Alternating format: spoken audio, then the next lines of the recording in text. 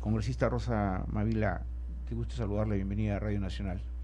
¿Cómo estás, Alberto? ¿Cómo está también nuestro amigo periodista Augusto? Es un gusto estar en esta radio que en los últimos meses ha venido potenciándose más, como debe ser. Debería ser la radio líder en el debate público, en el debate nacional. Así es, gracias. Sí, efectivamente la hemos convocado a la congresista porque, en primer lugar, nos interesan varios temas. Ella ha estado directamente vinculada en su momento como jefa del Instituto Nacional Penitenciario, el INPE, y conoce la realidad del sistema carcelario y por lo tanto además conoce cómo es que toda esa gente que pierde su libertad va a una cárcel, pero ¿por qué? ¿Cómo se origina su ingreso a una cárcel? Porque hay un alto nivel de criminalidad que estamos hoy tomándolo como un tema principalísimo en la opinión pública por los hechos que han acontecido en las últimas horas, los asesinatos a manos de elementos criminales. Congresista, ¿cuál es su análisis de usted en estos últimos días respecto a estos niveles de criminalidad y de inseguridad ciudadana? Bueno, Alberto, yo creo que tenemos que ser en esto muy profesionales y muy cuidadosos. En cada coyuntura que hay un escándalo, como en este caso lo de la notaría Paíno, en las narices del centro principal de la Policía Nacional, o en esta misma semana 2 delincuentes que en Chimbote roban durante 5 horas a todos los $1 millón a todos los que hacen tráfico lícito de dólares en esa ciudad, o un niño que dirigido desde la cárcel en la selva mata a una persona. La tendencia es a pedir populismo penal. Pero mata a un vicepresidente regional. Claro, estamos hablando de una autoridad, ¿no? Por supuesto, y eso obviamente tenía que ser planificado, ¿no? Y entonces, claro, la reacción natural que tiene la ciudadanía el contra... periodista de hace 48 horas. Claro, colega, ¿no? Contra estos hechos de criminalidad que revelan un estado de vulnerabilidad casi absoluta en nuestras ciudades. Sin embargo, yo creo que no debe llevarnos a caer en generalizaciones erradas, a mi juicio, ¿no? Una primera, con la que yo lidio ya hace más de 2 años en el Congreso, es la del populismo penal, ¿no? ¿Qué es esto del populismo penal? Más pena, más pena, más pena. Hoy día el diario El Comercio, a quien no se puede criticar pues por ideologizado, ¿no?, dice que el incremento de penas no hace descender la tasa de criminalidad. Y esto es una cosa fundamental que se conoce desde la sociología criminal. El premier, mi amigo Juan Jiménez, está pidiendo que en el Congreso tratemos la ley contra la criminalidad organizada, ¿no? Varias veces ya se han hecho reformas en materia de secuestro, de extorsiones, de bandas, y sin embargo existe la criminalidad organizada, y es más, se va desarrollando, va migrando, queridos amigos, ¿no? Por ejemplo, cuando se cuestionó al jefe de la policía de Trujillo por supuestamente liderar un escuadrón de la muerte, cuando aparecieron muertos algunos cabecillas de banda de Trujillo que criminalizaban a los taxistas, ahí hubo bastante control social, sobre todo policial y jurisdiccional. ¿Y qué ha pasado? Ahora en Cajamarca se está repitiendo ese fenómeno, en Chimbote hay más riesgo de vulnerabilidad. Y entonces hay una suerte de migración de la criminalidad alta, ¿no es cierto? Esta que tiene que ver con sicariato, con uso de bandas de alto poder de arma, etcétera. Y sin embargo, una cosa es, para decirlo en lenguaje simple para que me entienda el ciudadano común, una cosa es imaginar un tratamiento para Gringallo, para que no se vuelva Canevo, como ya se ha vuelto Canevo en la prisión del Lurigancho, y otra cosa es imaginar un tratamiento para la infracción juvenil de bagatela. Una cosa es plantear una política criminal para los presos no reincidentes, multireincidentes o habituales, y otra cosa es plantear una política criminal para los presos de alto nivel de criminalidad. Pero si hablamos específicamente de estos altos niveles de criminalidad, hoy día yo escuchaba un debate en un canal de televisión. Yo creo que al fin estamos entrando al encuentro de ideas racionales sobre qué hacer, ¿no? Antes de incrementar penas simbólicamente, lo que hay que hacer es un mapeo de criminalidad en cada ámbito local. O sea, cada comisario tiene que reunirse con su fiscal y sobre todo con sus ciudadanos, Por ejemplo, en el caso del centro de Lima, ¿no? En el caso de los centros financieros en San Isidro, donde pasó la niña que es cuadraplégica, ¿no? Hay que hacer un mapeo de criminalidad y hay que ver cuáles son las zonas más vulnerables de riesgo, y en esas zonas más vulnerables de riesgo hay que hacer pues videovigilancia, hay que poner policía especializada. Pero yo creo que todo esto de alguna manera se viene haciendo a cargo de los consejos municipales, la vigilancia a través de, digamos, ¿cómo se llama? De videos. Los videos Sí. ha aumentado, pero la criminalidad sigue aumentando. O sea, Pero lo que es que- preocupa, ¿no es cierto, congresista? Disculpe para terminar, nada más. Es que esto sigue aumentando y se está, digamos, implementando ya a otros personajes en la criminalidad, a niños, a jóvenes. Lo que ocurre es que no hay, querido amigo, policía especializada en el seguimiento de la gran criminalidad. Cuando yo fui presidente del INPE, no me canso de decir, hicimos solo 2 o 3 reuniones entre el INPE y la DINANDRO, la DININCRI, la DINCOTE. Y no te imaginas la riqueza de esas reuniones, porque uno era el seguimiento de los delincuentes desde afuera y otro es el seguimiento de los delincuentes adentro.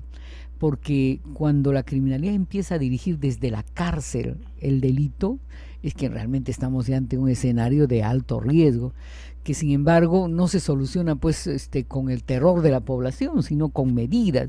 Y yo creo que una medida bien pragmática es la coordinación interinstitucional de la policía y además el reforzamiento de la policía, se lo he dicho a mi amigo el ministro del Interior, no puede ser solo logístico como a él le gusta, ¿no? Más armas, más vehículos, eso está muy bien por supuesto, pero sobre todo tienen que organizarse la inteligencia en el seguimiento de la gran criminalidad, y también la inteligencia en la propia población penal. Se sabe quiénes son los cabecillas de bandas y se sabe cuáles son los ámbitos donde se desenvuelve. Por ejemplo, ¿quién no sabe que Cholo Jacinto y la que le dicen una de sus parejas Chola Jacinta tiene que ver con la criminalidad en construcción civil, ¿no? ¿Quién no sabe? Por ejemplo, yo he estado en estas semanas en Maranga. Están molestos los que hacen tratamiento porque dicen que todos los chicos de Maranga no son gringachos, pero pareciera que en el primer nivel del tratamiento en Maranga están habiendo problemas, y el otro tratamiento es el de la delincuencia inicial, primaria, no habitual. Pues, ¿qué estamos haciendo? Mira, en Santa Rosa, perdón, en el centro, en el CEO, especial ocupacional que hace tratamiento abierto para esos rateritos, arranchones, para los primarios, hay un nivel de reiterancia bajísimo, 1%. Pero el señor Eguiguren, no el ministro, sino su hermano que dirige ese instituto, tiene pocos recursos, ¿no? Entonces, ¿cuánto estamos invirtiendo en inserción productiva de los jóvenes? Mucho hay en capacitación, pero tú puedes estar muy capacitado, pero si no tienes una posibilidad real de trabajar, de nada te vale la capacitación. Además, mientras existe el caldo de cultivo, que son jóvenes desocupados, sin oportunidades, ¿qué se puede esperar finalmente, no? Son jóvenes que terminan la secundaria, no pueden ingresar a estudiar, a seguir estudiando, o simplemente no tienen trabajo tampoco, lo vemos en las calles, terminan en grupos, en pandillas, ¿no? En barras bravas, y de ahí comienza la delincuencia también, ¿no? Otro escenario es el control de armas, ¿no? O sea, pero más bien eso hay más libertad en los las armas tiempos. Se venden dentro de la prisión, fuera de la prisión, en centros comerciales, en centros comerciales estos que, por ejemplo, el que está en las inmediaciones de la vieja Plaza Pero Unión. hay una contradicción. ¿No? Sí. Por ejemplo, se ha acentuado el control de armas para los que sí tienen armas certificadas, eso es lo lógico, ¿no? Ahí se controla más, pero lo que tenía que hacer es el control del mercado negro de armas. Que eso es lo que tiene que hacerse. Claro, Entonces la pregunta es, ¿qué hace la Fiscalía de Prevención del Delito en materia de control de armas? ¿No es cierto? ¿Por qué así como se controla, por ejemplo, el contrabando, no se controlan armas? Es como lo que ocurre en la parte tributaria. A los mismos, a los que ya contribuyen y pagan sus impuestos, a los formalizados, a ellos se les va encima y lo están controlando. Pero hay un mundo de informalidad a los que no se les, ni siquiera se les toca. Entonces, esas son las contradicciones del Estado, ¿no? Claro, sin embargo, Alberto, también en el Estado hay temas vinculados a armas que tienen que ver con corrupción, ¿no? Sí. Yo no sé qué tan cierto será, pero se dice, y río cuando suena mucho es porque aguas trae, ¿no? Se dice que en la Discame en un día se puede sacar una licencia de armas sin siquiera ser el examen técnico de que se sabe usarlo y que cuesta 80 Eso soles. seguramente debe ser un procedimiento, de pronto, como usted acaba de decir, puede ser ilegal, ¿no? Pero quienes, de alguna manera, yo tengo armas de cacería, ¿ya? Ajá. Entonces, la renovación a mí me ha costado muy caro, porque la renovación cuesta, y cuesta bastante. Pues, los pagos de la certificado de policía, judicial, penal, todo eso cuesta. Y ahora cuando han subido las tarifas, no es tan fácil. O sea, renovar por un arma no menos de 300 soles, no menos. El examen psicológico, hay que pasarlo, yo lo he tenido que volver a pasar, a pesar que yo tengo años con esto, he tenido que volver a pasar. Entonces, creo que la gente que cumple lo pasa bien, pasa todos sus exámenes, pero el problema está eso, pues que de pronto hay un nivel de corrupción, no lo sé, si lo hay, no me consta. El general Karkovich, con lo que hemos entrevistado acá la vez pasada, que es el jefe ahora de la superintendencia, porque ya no es Discame, ahora es superintendencia, nos decía que efectivamente no todos los ciudadanos han concurrido para la amnistía, a pesar de que tienen sus documentos, digamos, de que son habituales registrados, no han acudido a renovar la licencia. Entonces, también hay un grado de responsabilidad, pues, de la gente. Pero por supuesto, además, Alberto, yo te diré que en la mayor cantidad de expedientes de asalto y robo, las armas requisadas son armas que el registro está limado, o son armas a veces procedentes de la policía. Lo concreto y pragmático es que alguien que quiere comprar ilícitamente armas puede hacerlo en esta ciudad y también en otras grandes ciudades como Trujillo y Arequipa, y que se venden armas en las prisiones. Pero así en pocas palabras, ¿qué medidas habría que tomar? Han pedido al Congreso facultades legislativas, el Congreso se les negó. Entonces, pero ¿qué medidas hay que tomar? Por ejemplo, si se tomaran medidas drásticas, ¿no? Como ha pedido José León, congresista de la Comisión de, ¿no? Que ha dicho declarar en emergencia, como que coincide incluso con Reyardo, declarar algunas zonas del Lima en emergencia, ¿eso solucionaría el problema o no? Mira, yo pienso que depende de qué signifique la declaración de emergencia, ¿no es cierto? No suspensión de garantía. Bueno, en parte sí, yo creo que pueden haber algunas áreas especialmente vulnerables ser declaradas en estado de emergencia, pero toda la ciudad no puede ser declarada en estado de emergencia. Entonces, yo sí creo que las principales medidas tienen que ver con medidas orientadas a lograr más eficacia policial, con control de armas, con prevención de la comercialización de armas, con inteligencia para el seguimiento de bandas, con seguimiento del marcaje y del reglaje en los centros financieros, con tratamiento de criminalidad especializada como la de la construcción, con medidas específicas orientadas a control ciudadano en determinadas áreas específicas de criminalidad, con una correcta relación de la municipalidad con la policía, que a veces ni se reúnen para ver qué áreas son más vulnerables al delito, y con un trato emblemático de la corrupción en lo que se refiere a comercio de armas o a la libertad de personas detenidas en las comisarías o en los juzgados irregularmente, ¿no? Congresista, se viene la revocatoria y obviamente en las últimas encuestas dan un balance positivo para los que defienden el no, en desmedro de los que están por el sí, ¿no es cierto? Pero la revocatoria ha pasado de ser una justa vecinal a una contienda política meramente, ¿no? Al punto que un congresista está pidiendo licencia para, digamos, apoyar esta revocatoria. ¿Está dentro de la función, al haber sido elegido como congresista para legislar, pedir permiso para entrar en este tipo de temas? Mire, yo creo que no se puede confundir lo que son funciones de representación que nos obligan a los parlamentarios a fiscalizar determinadas funciones de la actividad pública con actividad política pro revocatoria, ¿no? A mí me parece eso un error interpretativo. Pero por otro lado, en el caso del congresista Luna, para hablar con transparencia, a mí me parece que se ha quitado la careta, ¿no? El congresista negó durante varios meses que él tuviera algo que ver en la campaña. Cuando salieron esos audios, recuerda usted, en que el señor Marco Tulio, a quien dice que le ofende que le digan su nueva chapa, no la voy a citar, refería pues que él era el que tenía la plata para el financiamiento de la revocatoria.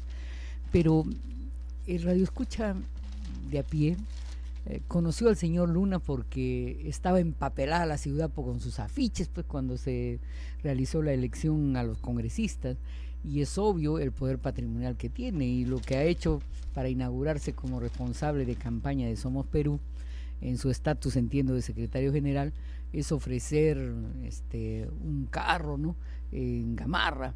Y dicho sea de paso, el tipo de campaña que hicieron para conseguir firmas, que era repartiendo fideos y demás, lo que muestra es un estilo también populista que no apuesta a la conciencia de la gente. Sin embargo, mire, yo le quiero decir que a mi juicio sí, pues, tiene usted razón. Yo creo que el hecho de que Susana fuera revocada crearía ingobernabilidad en Lima. Y le voy a decir por lo siguiente: la elección cuesta 100 millones de soles. Esa elección no elige un nuevo alcalde, sino solo si se revoca o no. Y entonces tiene que haber un alcalde interino. Ese alcalde interino después tiene que hacer otra elección para elegir al alcalde que va a gobernar hasta el fin de periodo de Susana, 100 millones más. Y ese alcalde interino gobernaría por un año. Entonces tenemos 200 millones en alcaldes que no van a tener un periodo de gestión ni siquiera de un año. Y a mi juicio eso no es serio para la ciudad. Y por eso yo estoy muy en desacuerdo con lo que señalaba Marco Tulio Gutiérrez, que refería que a él, después de la revocatoria, ya no le importa, porque a él lo que le interesa, y lo dijo explícitamente, es propagandizar el Instituto de Formación Municipal de la que es su presidente. Por eso, la revocatoria encubierta, en el fondo, es un cambio de gobierno en Lima, ¿no? Y el debate debería ser cuál es el plan de desarrollo para Lima de los revocadores. Por eso a mí no me parece centrar en la figura de Fabre, demonizar a Fabre, por cuando al otro lado está Otero, ¿no?, que tiene similares funciones de marketing político, ¿no? El tema es, a ver, por ejemplo, se dice que Susana ha sido incapaz. Yo tengo aquí la magnitud de gasto de inversiones en Lima, y en el periodo de 10 años, ¿eh?, de 2000 al 2010 que gestó el señor Castañeda, y que a mi juicio lo hizo bien, no hay que ser mezquino. Sin embargo, en sus primeros 4 años, 2011 a 2014, Susana va a invertir el mismo volumen de recursos públicos que en todo el periodo de 2001 a 2010 invirtió el señor Castañeda. Se trató de decir que Susana es la izquierda y los demás la ciudadanía. No es cierto. Quienes ahora están defendiendo a Susana mayoritariamente no son solo las izquierdas, sino está el PPC, está el Para Perú Posible, pero también está la Sociedad de Industria, la Cámara de Comercio. Es decir, se impresionarían ustedes de ver la magnitud proyectada de la inversión de la empresa privada en los recursos viales y de transporte. Bueno, ese tema de la izquierda, de los comunistas, todo está, a veces ya están manidos, están superados, ¿no? Por ejemplo, el doctor Jorge Castillo dice, sí, porque estos comunistas, ¿no? Señalando, ¿no?, con el dedo. Yo quiero decirle para los amigos que no saben, que uno de los conferencistas principales en la República Popular China, que es un régimen comunista, es el doctor Alan García Pérez. ¿Ah? Así que, ¿no es cierto? Si alguien se asombra, ¿no? Al doctor Alan García lo llaman siempre de Beijing para que vaya a dictar conferencias a los comunistas, a los que él inclusive ha dicho, ¿no?, que admira por el desarrollo económico que se desarrolla en China. Pero en fin, son las cosas de la política, no que vaya usted a saber los escenarios, ¿no es cierto? Gracias. Alberto, permíteme, yo he estado recientemente en Filipinas en un evento contra la corrupción donde han estado 570 congresistas, y francamente yo que conocía en teoría el milagro asiático, lo he visto en la práctica. No es solo Corea, es sobre todo China. Y entonces sí hay posibilidad, pues, de un desarrollo, entre comillas, capitalista o productivo, en un contexto de derechos económicos, sociales y culturales. Ayer mismo, ¿no?, una persona como Raúl Castro, presidente del Partido Popular Cristiano, que de comunista no tiene absolutamente nada, porque es el partido, digamos, que representa, según Alan García, a la derecha, ¿no es cierto? ¿Qué cosa dijo? Que cómo va a ser esta gestión, la de Susana Villarán, de comunistas, si el nivel de 7.000 millones justamente es de inversión privada. O sea, lo dijo ayer en una entrevista Raúl Castro, presidente del PPC, del partido de Lourdes Flores Nano. ¿Cómo dijo van a ser comunistas si justamente, ¿no es cierto?, se estaría pues cerrando la posibilidad de la inversión? Pero al contrario, Susana Villarán ha abierto 7.000 millones de soles para la inversión privada, que es justamente lo que se está alentando. Por eso Estos debates son bastante singulares de parte de un sector político que a veces quiere sacar agua, jalar y arrastrar agua para su molino, pero las cosas a veces no son así. Bien, congresista Rosa Mavila, gracias por haber venido hoy día, lo invitaremos más seguido. Pues, con todo gusto, yo estoy a su disposición, aquí mi viejo amigo. Esta es una etapa, también, alguna vez hemos debatido, qué buen debate fuerte, ¿no? Tenido, fuerte, ¿sí? ¿Sí o no? Lo que nunca me lleva nuestra amistad. No, yo una vez, y eso fue a propósito, miren, un cuestión al proyecto del penitenciario de un tema de Antauro. Sí. ¿Se acuerda? Claro, me acuerdo. No, porque Antauro me llamó y me dijo, te estoy llamando desde la cárcel con un teléfono celular. ¿Cómo? Le dije, me dijo Antauro, ¿ah? Sí, quiero hablar con salía en la radio. Ya le digo, y después que la entrevisté, la presidenta del INPE era justamente Rosa Mavila. Y yo la llamé y dije, ¿cómo? Si Antauro me acaba de llamar, ¿no es cierto? Sí. Y ahí tuvimos un encendido de debate. Sí, pero... Le voy a apretar el teléfono. No, por favor, al contrario, fiscalicé muy bien a Antauro. Al pobre Antauro después me llamó por otro medio y me dijo, me acaban de castigar. Simplemente le quitamos el teléfono, claro, ¿no? Que no puede haber en la prisión. Chao, buenos días, gracias. La congresista Rosa Mavila estuvo con nosotros.